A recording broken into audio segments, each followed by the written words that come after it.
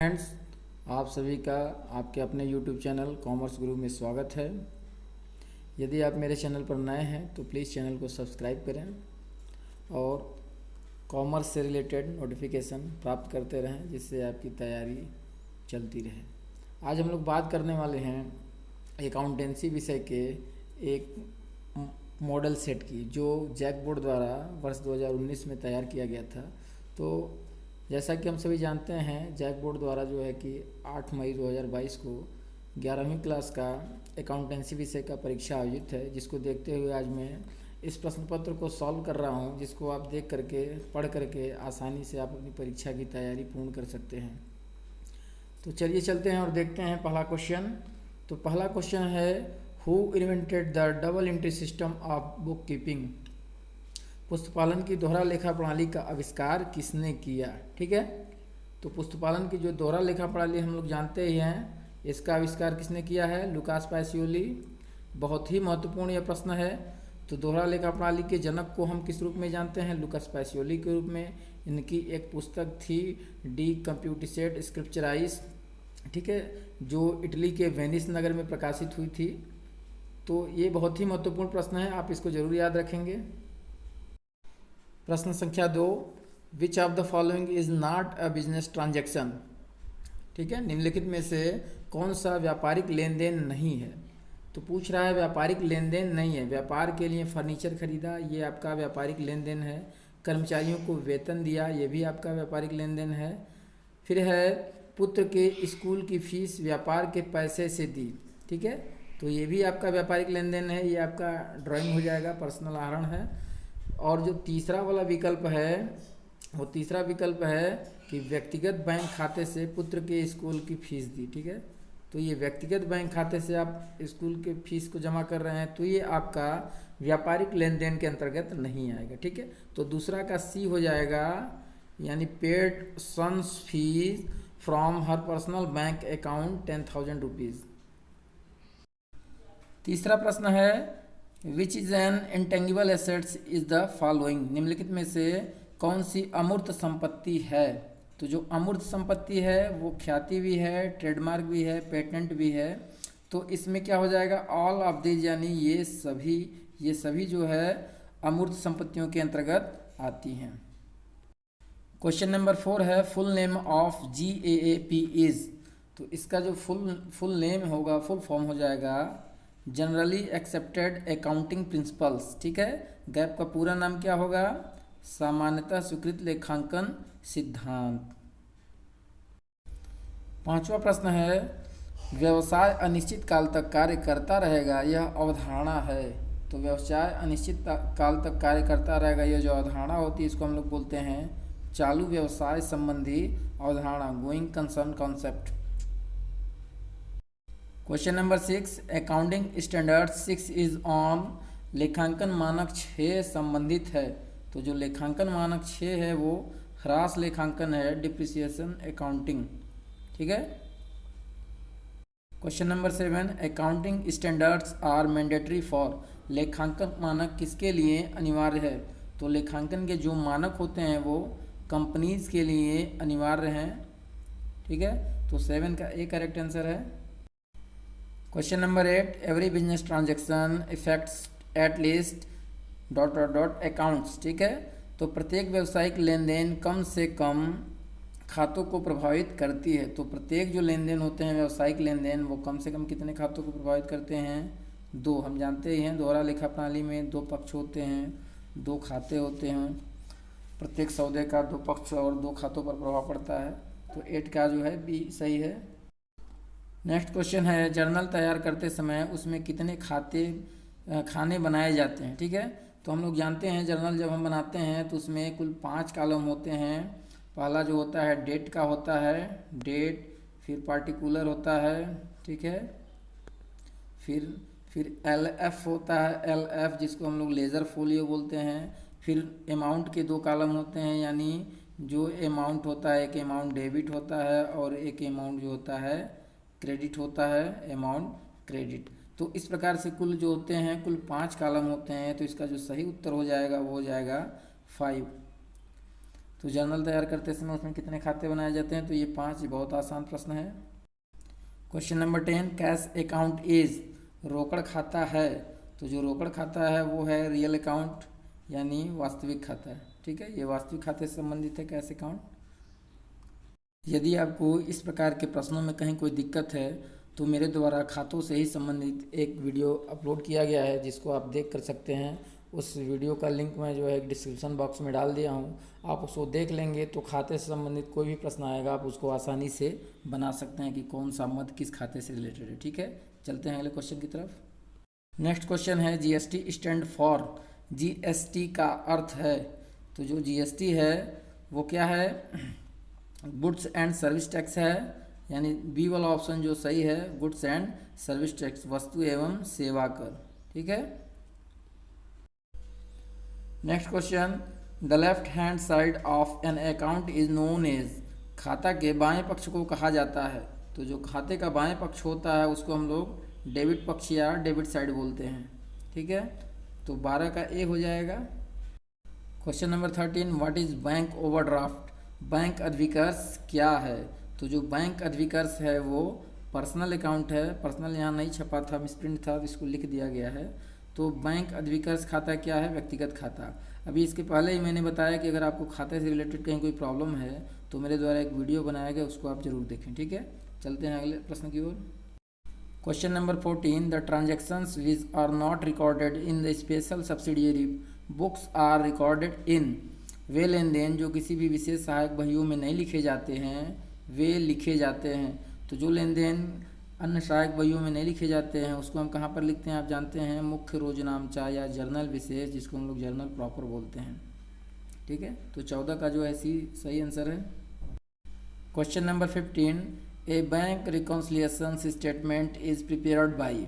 Bank समाधान विवरण किसके द्वारा तैयार किया जाता है? तो जो बैंक समाधान विवरण होता है वो बैंक के ग्राहक द्वारा यानी जो व्यवसायी होता है उसके द्वारा तैयार किया जा सकता है। ठीक है, तो यहाँ ऑप्शन में दिया हुआ है कस्टमर्स ऑफ द बैंक, या ऑप्शन में होता है ट्रेडर या व्यापारी, तो हम उसको भी टिक लगा लेते हैं।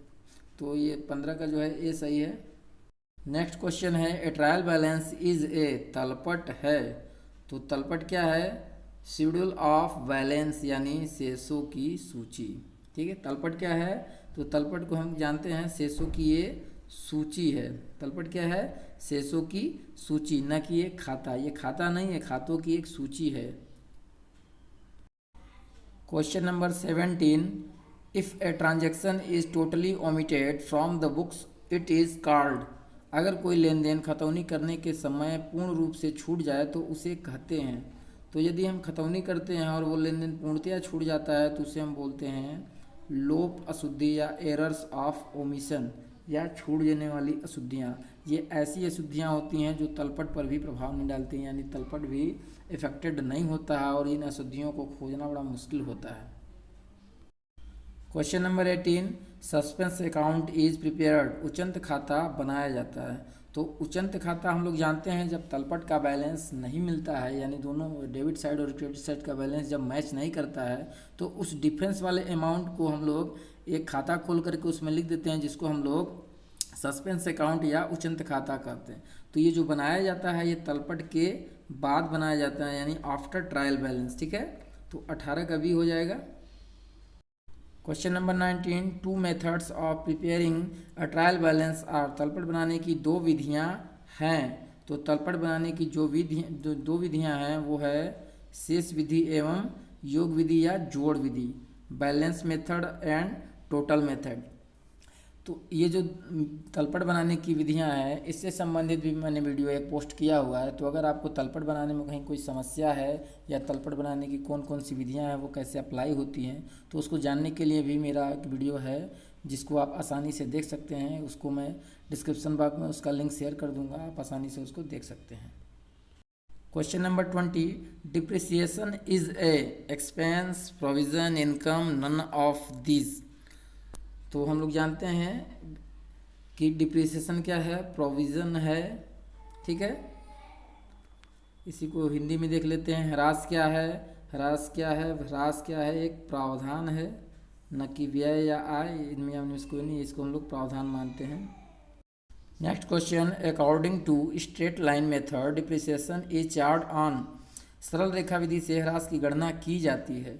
तो जो सरल रेखा विधि होती है उस प्रारंभिक लागत पर, ठीक है, ओरिजिनल कास्ट पर जो है स्ट्रेट लाइन मेथड का प्रयोग किया जाता है। नेक्स्ट क्वेश्चन है, on 1 April 2012 a machine was purchased for ₹50,000, rate of depreciation is 10% per year, what amount will be charge as depreciation on 31 December 2012। ठीक है, तो एक जो मशीन है उसकी कीमत है 50,000 रुपये। एक जो मशीन है उसकी कीमत 50,000 है और उसको ख़रीदा गया है 1 अप्रैल 2012 को, और 31 दिसंबर 2012 को पूछ रहा है 31 दिसंबर 2012 को हम कितना ह्रास चार्ज करेंगे 10% की रेट से। तो इसको हमको निकालने के लिए क्या करना होगा, हमको सबसे पहले मशीन की लागत देखनी है। मशीन कितने का है, 50,000 रुपये का है, 50,000। फिर इसके बाद क्या करेंगे, हम कितने दर से निकालेंगे, 10% की दर से। ठीक है, 10% की दर से। फिर क्या करेंगे हम, इसमें हमको 1 वर्ष का नहीं निकालना है, हमको कितने का निकालना है, 9 महीने का। तो हम क्या करेंगे, 9 बटे इसको 12 कर देंगे। ठीक है, 9 बटे 12 कर देंगे तो हमको 9 महीने का जो है निकल जाएगा। अब इसको आप सॉल्व कर लेंगे तो आपका जो आंसर आ जाएगा वो आ जाएगा 3,750 रुपये। ठीक है, तो जो हमारा इसका करेक्ट आंसर हो जाएगा वो हो जाएगा ऑप्शन डी, 3,750 रुपये। तो 22 का हो जाएगा डी, 3,750। नेक्स्ट क्वेश्चन है, specific reserve is created for, विशिष्ट संचय का सृजन किया जाता है। तो जो विशिष्ट संचय होता है उसका सृजन जो हम करते हैं वो किसी विशेष उद्देश्य के लिए ही, यानी स्पेसिफिक पर्पस। जो विशिष्ट संचय होता है वो किसी विशिष्ट उद्देश्य के लिए ही बनाया जाता है। Question number 24, journal entry for purchasing a machine worth 50,000 for cash will be. तो एक मशीन है जो 50,000 रुपये में खरीदी जा रही है, तो उसकी जर्नल एंट्री क्या बनेगी, वही पूछ रहा है इस प्रश्न में। तो हम जानते हैं जब भी हम कोई मशीन खरीदते हैं तो उसकी एंट्री क्या करते हैं, मशीनरी अकाउंट हो जाता है डेबिट। ठीक है, मशीनरी अकाउंट जो है वो हो जाएगा डेबिट, मशीनरी अकाउंट डेबिट हो जाएगा और हो जाएगा to cash, machinery account debit to cash. तो machinery account debit to cash amount हम डाल देंगे 50,000 रुपये। 50,000 तो अमाउंट में हम लोग को कोई दिक्कत कोई है ही नहीं। तो machinery account debit to cash के हिसाब से कौन सा हो जाएगा, option D, machinery account debit to cash 50,000 rupees. तो यदि आप जर्नल एंट्री करने में आपको कहीं कोई दिक्कत होती है, आप जर्नल एंट्री सही से नहीं कर पाते हैं, तो जर्नल एंट्री बनाने के लिए भी मैंने बहुत सारे वीडियो बनाए हुए हैं जिसका लिंक मैं डिस्क्रिप्शन बॉक्स में शेयर कर दूंगा। आप आसानी से जर्नल एंट्री बनाना सीख सकते हैं यदि आपको जर्नल एंट्री बनाना नहीं आता है तो। Question number 25, depreciation is charged on, ह्रास लगाया जाता है। तो जो ह्रास होता है वो फिक्स एसेट्स पर चार्ज किया जाता है, स्थायी संपत्ति पर। तो 25 का हो जाएगा B. Question number 26, the person who draws the bill is called, वे व्यक्ति या जो व्यक्ति बिल लिखता है उसे कहा जाता है। तो जो व्यक्ति बिल को लिखता है, राइट करता है, उसे लेखक या ड्रावर बोलते हैं। ठीक है, जो ड्राफ्ट करता है उसको ड्रावर बोलते हैं या लेखक बोलते हैं। नेक्स्ट क्वेश्चन है, how many parties are there to bill of exchange, एक विनिमय बिल में कितने पक्ष होते हैं। तो एक विनिमय बिल में हम लोग जानते हैं कि 3 पक्ष होते हैं। तो इसका जो सही उत्तर है वो हो जाएगा वो 3। जो 3 पक्ष होते हैं वे कौन कौन से होते हैं आप लोग जानते ही हैं। एक होता है आपका लेखक होता है, ठीक है। दूसरा कौन होता है, आहर्ता, लेखक को हम लोग आहर्ता भी बोलते हैं, ठीक है। और होता है भुगतान प्राप्तकर्ता होता है, एक जो होता है अदाता होता है जिसको हम लोग पेयी भी बोलते हैं, ठीक है। तो कुल 3 पक्ष होते हैं। कितने पक्ष होते हैं, 3 पक्ष। नेक्स्ट क्वेश्चन है, on 1/1/2011 X draws a bill on Y for 20,000 for 3 months the maturity date of the bill be. 1/1/2011 को एक्स ने वाई पर 3 माह अवधि का एक बिल 20,000 रुपये के लिए लिखा। बिल की देय तिथि होगी। तो इसमें जो है कि दो तीन चीज़ दिया हुआ है, यानी 1/1/2011 को एक्स ने वाई पर एक 20,000 रुपये का बिल लिखा और कह रहा है 3 माह के बाद उसकी मेच्योरिटी तिथि क्या होगी। तो 3 माह, इस डेट में हम 3 माह जब ऐड कर देंगे तो क्या हो जाएगा, 1/4/2011, ठीक है। 1 जनवरी को है, उसमें हम बढ़ा देंगे 3 महीना तो क्या हो जाएगा 1/4/2011। हम जानते हैं जैसा कि जो भुगतान तिथि आएगी उसमें हम क्या करेंगे, 3 दिन यानी 3 डेज हम लोग जो जोड़ते हैं उसको ग्रेस डे या अनुग्रह दिवस भी बोलते हैं, ठीक है। तो 3 दिन इसमें हम ग्रेस डे का और ऐड कर देंगे तो कितना हो जाएगा, 1/4/2011 रहेगा और उसमें 3 डेज हम और ऐड करेंगे तो वो हो जाएगा आपका 4/4/2011, ठीक है, 4/4/2011। तो इसका सही जो उत्तर हो जाएगा ऑप्शन सी हो जाएगा, 4 अप्रैल 2011।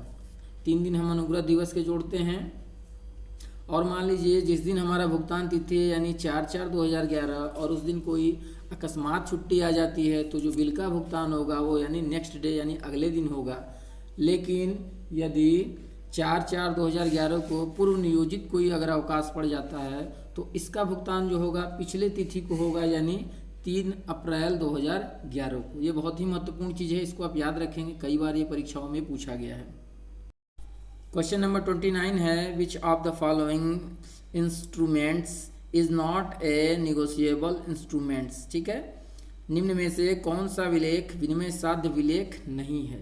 तो इसमें जो है विलेख है अकाउंट पे क्रॉस चेक जो है इसको हम लोग नॉट निगोशिएबल बोलते हैं, यानी इसका जो है हस्तांतरण नहीं हो सकता है, इसके स्वामित्व का हस्तांतरण नहीं होता है, ये जिस व्यक्ति के नाम से है उसी के अकाउंट में ये पेमेंट किया जाएगा। लेकिन इसके अलावा जो 3 चीज़ें हैं, बियरर चेक, प्रोमिसरी नोट और बिल ऑफ एक्सचेंज, इन तीनों को हम लोग निगोशिएबल कर सकते हैं।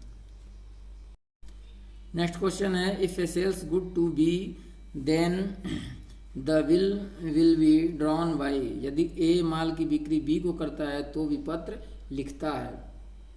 तो जब ए माल की बिक्री करेगा तो विपत्र का लेखक भी विक्रेता होता है, यानी ए ही जो है बिल को लिखेगा। लेकिन यहाँ एक चीज़ ध्यान रखना होगा कि बिल में हम विनिमय पत्र और प्रतिज्ञा पत्र दोनों आते हैं, ठीक है। विनिमय पत्र यानी बिल ऑफ एक्सचेंज और प्रतिज्ञा पत्र यानी प्रोमिसरी नोट। तो जो विनिमय पत्र होता है उसको जो उसका राइट करने वाला होता है उसका राइटर, उसको हम लोग सेलर या विक्रेता भी कहते हैं। लेकिन जो प्रतिज्ञा पत्र होता है उसको जो लिखता है वो क्रेता लिखता है। तो यहाँ विनिमय पत्र अगर यदि होता है कि विनिमय पत्र में लेखक कौन होता है तो उसका उत्तर होता विक्रेता। लेकिन अगर ये पूछता है कि प्रतिज्ञा पत्र का लेखक कौन होता है तो उस प्रश्न का उत्तर होता है क्रेता। लेकिन यहाँ ऐसा कुछ नहीं है, केवल बिल दिया है तो बिल के लिए हम विक्रेता को ही दर्शाएंगे, इसका उत्तर हो जाएगा ए। नेक्स्ट क्वेश्चन है, which of the following shows the financial position of A business. इनमें से कौन व्यवसाय का वित्तीय स्थिति प्रदर्शित करता है। तो जो व्यवसाय की वित्तीय स्थिति होती है वो बैलेंस शीट से प्रदर्शित होती है, यानी आर्थिक चिट्ठे से। आर्थिक चिट्ठे से ही हमारी आर्थिक स्थिति का पता चलता है। Next question, reserve for bad and doubtful debts is made on. अप्राप्य एवं संदिग्ध ऋणों के लिए किया गया संचय होता है, यानी जो संचय होता है वो हम किस पर बनाते हैं, वो हम देनदारों पर बनाते हैं, डेप्टर्स पर। यानी जो हमारे हमसे माल खरीदे हैं या कोई सेवा ली है जिसके बदले वो पैसा हमको नहीं दिए हैं तो वे डाउटफुल डेब्ट्स में उन्हीं पर हम लोग प्रोविज़न करते हैं। Next question, gross profit equal to सकल लाभ बराबर। तो जो सकल लाभ होता है वो होता है विक्रय माइनस विक्रय लागत, ठीक है, यानी sales minus cost of goods sold. तो इसको हम निकाल लेंगे तो जो हमारा आंसर आएगा वो आ जाएगा ग्रॉस प्रॉफिट, ठीक है। अगला प्रश्न है, इनमें से कौन सा अंतिम खाते में शामिल नहीं होता है। तो जो अंतिम खाता है होता है उसमें हम व्यापारिक खाता को शामिल करते हैं, लाभ हानि खाता और आर्थिक चिट्ठा को। जो तलपट होता है वो अंतिम खातों के अंतर्गत नहीं आता, यानी जो ट्रायल बैलेंस होता है उसको हम अंतिम खातों के अंतर्गत नहीं रखते हैं, ठीक है। Question number 35, opening stock is shown in प्रारंभिक रहतिया दर्शाया जाता है। तो जो प्रारंभिक रहतिया होता है उसको हम लोग व्यापारिक खाता में दर्शाते हैं, ट्रेडिंग अकाउंट में। यदि प्रारंभिक रहतिया एडजस्टमेंट में होता तब हम इसको दो जगह पर दिखाते, ठीक है। कहाँ कहाँ पे? पहला हम लोग व्यापार खाते में दिखाते और दूसरा कहाँ पर दिखाते? सॉरी, प्रारंभिक रहतिया नहीं, अंतिम रहतिया जो होता है वो एडजस्टमेंट में दिखाया जाता है। प्रारंभिक रहतिया को हम लोग एडजस्टमेंट में नहीं देख पाते हैं। तो जो अंतिम रहतिया होता है अगर वो एडजस्टमेंट में है तो वो उसको हम दो जगह ट्रीट करते हैं, यानी ट्रेडिंग अकाउंट में भी और प्रॉफिट एंड बैलेंस शीट में भी उसको दिखाते हैं। अब प्रश्न संख्या 36 से 40 के लिए कुछ नीचे निर्देश दिए गए हैं। एक ट्रायल बैलेंस बनाया गया है तलपट, जिसको आप देख सकते हैं। इस तलपट के आधार पर ही, इस ट्रायल बैलेंस के आधार पर ही नीचे कुछ प्रश्न पूछे गए हैं जिसका उत्तर हम लोग को देना है। तो चलिए प्रश्न को देखते हैं। तो इसमें देखिए 36वां प्रश्न है, नेट सेल्स इक्वल टू, यानी शुद्ध विक्रय बराबर कितना होगा। तो जब हमको शुद्ध विक्रय निकालना होगा तो हम क्या करेंगे? शुद्ध विक्रय निकालने के लिए हमको क्या करना होगा, यानी नेट जो हमारा सेल होगा, नेट सेल होगा, उसके लिए हमको पहले क्या करना होगा? सेल्स माइनस क्या कर देंगे? सेल्स रिटर्न, ठीक है। Sales minus sales return. तो यहाँ पर देखिए हमारा सेल्स कितना है, आप लोग देख रहे होंगे। यहाँ पे देखिए विक्रय दिया हुआ है 1,61,300, 1,61,300, ठीक है। तो 1,61,300 माइनस और विक्रय वापसी रिटर्न इनवार्ड देखिए यहाँ पे दिया हुआ है 1,300 रुपये, ठीक है। तो यहाँ हम 1,300 माइनस कर देंगे तो जो हमारा शुद्ध विक्रय आएगा वो आएगा 1,60,000 रुपये, ठीक है। 1,60,000 शुद्ध विक्रय हमारा कितना होगा? 1,60,000। तो इसका जो उत्तर हो जाएगा वो हो जाएगा ऑप्शन ए, 1,60,000 रुपये, यानी 36वां का ए सही हो जाएगा, 1,60,000 रुपये। नेक्स्ट क्वेश्चन है, provision for bad debts at the rate 10%। अप्राप्य ऋणों के लिए आयोजन 10% की दर से हमको निकालना है। तो अप्राप्य ऋणों के लिए जब हम आयोजन निकालेंगे 10% की दर से, तो सबसे पहले हमको देखना होगा हमारा देनदार। तो देनदार देखने के लिए हम लोग ट्रायल बैलेंस में चलते हैं और यहाँ पर देखिए डेप्टर्स दिया हुआ है आपका, ये देखिए डेप्टर्स जो है, देनदार है 35,000 रुपये, ठीक है। तो देनदार जो हमारा है 35,000, तो हमको बैड डेब्ट्स के लिए प्रोविज़न निकालना है, यानी बैड डेब्ट्स प्रोविज़न हमारा कितना हो जाएगा? डेप्टर्स कितना है? 35,000 रुपये है। 35,000 का 10% हम निकाल देंगे, ठीक है। 35,000 का 10% हम निकाल देंगे, तो इसको सॉल्व कर लेंगे तो ये आ जाएगा 3,500 रुपये की, ठीक है। 3,500 रुपये, तो इसका उत्तर हो जाएगा 3,500 रुपये। तो 3,500 रुपये इस विकल्प में हम लोग देखते हैं 37 का 3,500, यानी ऑप्शन ए जो है वो करेक्ट है, 3,500 रुपये। तो 37 का ए हो जाएगा 3,500। प्रश्न संख्या 38, rent is payable eight 200 per month amount of outstanding rent. तो किराया 200 रुपये प्रति माह की दर से देय है, अद्वितीय किराया कितना होगा। तो ट्रायल बैलेंस को हम लोग देखते हैं। यहाँ देखिए 200 रुपये पर मंथ के हिसाब से अगर हम 12 महीने का रेंट निकालें तो कितना हो जाएगा? 12 गुणे 200 बराबर कितना हो जाएगा? कुल हमारा हो जाएगा रेंट 2,400, ठीक है।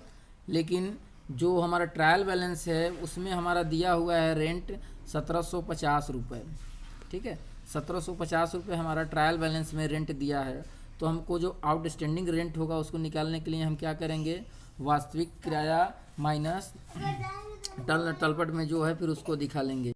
तो इसको निकालने के लिए हम लोग क्या कर लेंगे? इसको फिर से देख लेते हैं। तो हम कर लेंगे इसको 2,400 माइनस 1,750, ठीक है। 2,400 माइनस 1,750 को हल करेंगे तो आ जाएगा आपका 650 रुपये, ठीक है। 650 रुपये आ जाएगा। तो जो आपका 38 का जो सही ऑप्शन है वो आपको दिख रहा है इसमें 650 रुपये आपका ऑप्शन बी में है, ठीक है। तो ऑप्शन बी जो है करेक्ट आंसर है। तो अदत्त किराया की राशि कितनी होगी? 650 रुपये होगी। 39वां प्रश्न है, depreciation on plant at the rate 5% per year, ठीक है। तो यहाँ पर संयंत्र पर 5% प्रतिवर्ष की दर से, यहाँ क्रॉस लिखा हुआ है उसके जगह ह्रास होना चाहिए, तो मिसप्रिंट हो गया, ह्रास निकालना है। तो यहाँ पर जो हमारा ट्रायल बैलेंस है उसमें जो प्लांट की राशि दी हुई है वो है आपकी 40,000 रुपीज़, ठीक है। 40,000 रुपीज़ दी हुई है जो प्लांट की राशि है। तो इस पर हमको 5% की दर से ह्रास निकालना है। तो 40,000 का 5% कितना हो जाएगा, 5%, यानी 5/100। अब इसको आप हल कर लेंगे तो हो जाएगा 5 चौक का 20, यानी 2,000 रुपये आपका हो जाएगा। ठीक है, आंसर जो आएगा 2,000। तो इसका जो सही उत्तर हो जाएगा 39 का 2,000, यानी ऑप्शन ए। 40वां प्रश्न है interest on capital at the rate 20% per year. ठीक है, तो 20% वार्षिक की दर से पूंजी पर ब्याज होगा। तो जो हमारा ट्रायल बैलेंस है उस पर हमारी कैपिटल की राशि जो दी हुई है वो है 67,250 रुपये। ठीक है, 67,250। ट्रायल बैलेंस में जो हमारी कैपिटल की राशि दी हुई है वो 67,250 है। अब इस प्रश्न में कह रहा है कि 20% वार्षिक की दर से पूंजी पर ब्याज होगा। ठीक है, तो हम 20% वार्षिक की दर से इसको हल कर लेते हैं।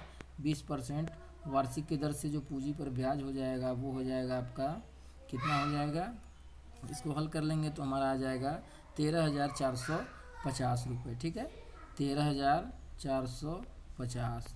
तो इसका जो सही आंसर हो जाएगा 13,450। तो इस ऑप्शन में देख लीजिए 13,450 जो है ऑप्शन सी। तो 40 का जो है C is the right answer है। Question number 41, wages will be shown in, मजदूरी को दर्शाया जाएगा। ठीक है, तो हमारा 41वां प्रश्न है मजदूरी को किस में दर्शाया जाएगा। तो हम लोग जानते हैं जो मजदूरी होता है वेजेज, उसको हम लोग कहाँ पे दर्शाते हैं, व्यापारिक एवं लाभ हानि खाता में। चूँकि हम इसको व्यापार खाते में ट्रेडिंग अकाउंट में दिखाते हैं, लेकिन जो ट्रेडिंग अकाउंट होता है वो व्यापार खाते में ही सम्मिलित होता है, इसलिए इसका उत्तर होगा ऑप्शन ए, व्यापार एवं लाभ हानि खाता में। 42वां प्रश्न है क्रेडिटर्स विल बी सोन इन, लेनदारों को दर्शाया जाएगा। तो जो लेनदार होते हैं उनको हम कहाँ दर्शाते हैं, आर्थिक चिट्ठे में दर्शाते हैं। तो इसका जो सही उत्तर हो जाएगा ऑप्शन बी, आर्थिक चिट्ठा या balance sheet. The full form of DBMS, DBMS का पूरा नाम है। तो जो DBMS का पूरा नाम है वो है database management system, database management system. ठीक है, तो 43 का बी जो है सही आंसर है। How many bits make one byte, कितने बिट से एक बाइट का निर्माण होता है। तो हम लोग जानते ही हैं जो 8 जो बिट होते हैं उनसे मिलकर के एक बाइट का निर्माण होता है।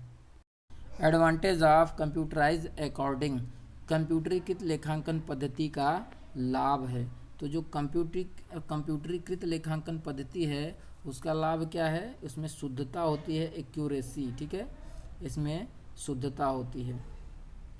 Question number 46, www stand for, www का अर्थ है, तो इसको हम लोग क्या बोलते हैं, वर्ल्ड वाइड वेब। 46 का बी है world wide web. Question number 47, who is known as the father of computer, computer के पिता के नाम से कौन जाने जाते हैं। तो जो कंप्यूटर के पिता के नाम से जाने जाते हैं या कंप्यूटर के जनक, उनको हम लोग चार्ल्स बेबेज के नाम से जानते हैं, Charles Babbage. Question number 48, what is the name of first super computer of India, Bharat का पहला सुपर कंप्यूटर कौन सा था। तो जो भारत का पहला सुपर कंप्यूटर था वो परम 8000। ठीक है, 48 का बी सही है। Question number 49, which is an input device. ठीक है, तो इनपुट डिवाइस कौन है।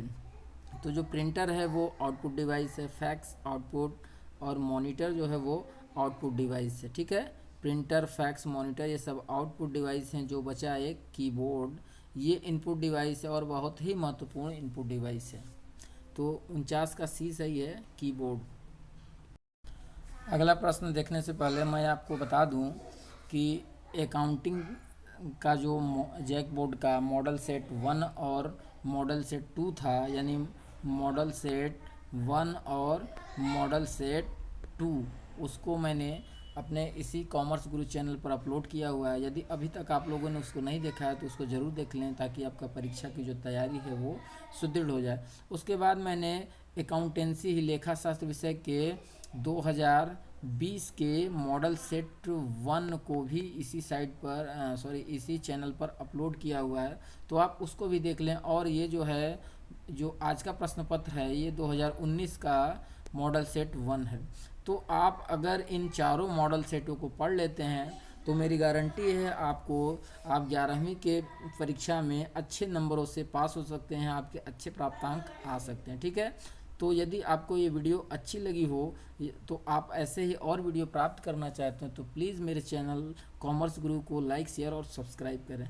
चलिए फटाफट अंतिमवा प्रश्न देख लेते हैं।